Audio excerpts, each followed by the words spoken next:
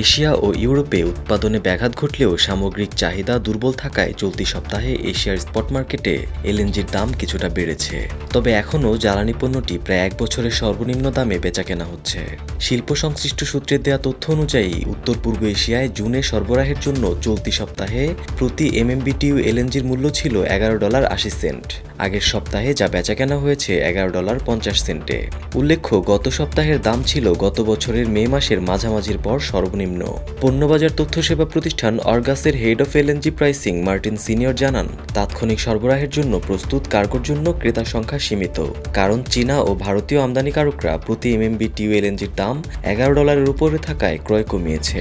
বর্তমানে স্পট মার্কেটের প্রধান ক্রেতা দেশ দক্ষিণ কোরিয়া।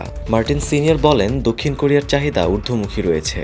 দেশটির রাষ্ট্রায়ত্ত কোম্পানি কোগাসের মজুদ মাত্র 20% পূর্ণ। শুধু কোগাস নয়, দক্ষিণ কোরিয়ার কমিপো কসপো ও প্রিজমের মতো কোম্পানিগুলো এখন এলএনজি কেনার আগ্রহ প্রকাশ করেছে।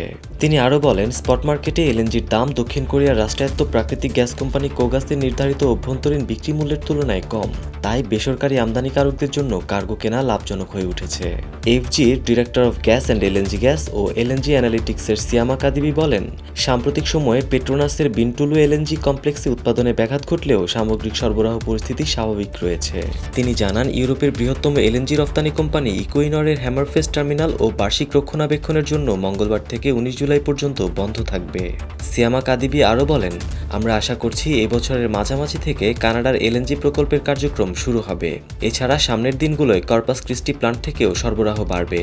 এস&পি গ্লোবাল কমোডিটি ইনসাইটস গত বৃহস্পতিবার জুনের সরবরাহ চুক্তিতে north West Europe LNG marker বাজার আদর্শে প্রতি এমএমবিটিইউ এলএনজির দাম স্থির করেছে $10.49। একই মাসের সরবরাহ চুক্তিতে টিটিএফে প্রতি এমএমবিটিইউ এলএনজিতে 70 সেন্ট ছাড় দেওয়া হয়েছে। অর্গাস প্রতি এমএমবিটিইউ এলএনজির মূল্য নির্ধারণ করেছে $10.58। অন্যদিকে স্পার্ক কমোডিটিজ ফেব্রুয়ারি সরবরাহ চুক্তিতে প্রতি এমএমবিটিইউ এলএনজির দাম নির্ধারণ করেছে $10.38।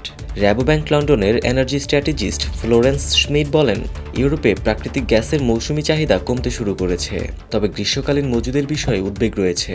স্পার্ক কমোডিটিজের বিশ্লেষক কাসিম আফগান বলেন, শুক্রবার আটলান্টিক মহাসাগরীয় পথে এলএনজি পরিবহন ব্যয় বেড়ে দৈনিক $35,750 পৌঁছেছে। প্রশান্ত মহাসাগরীয় পথে তা কমে দৈনিক $22,250 স্থির হয়েছে।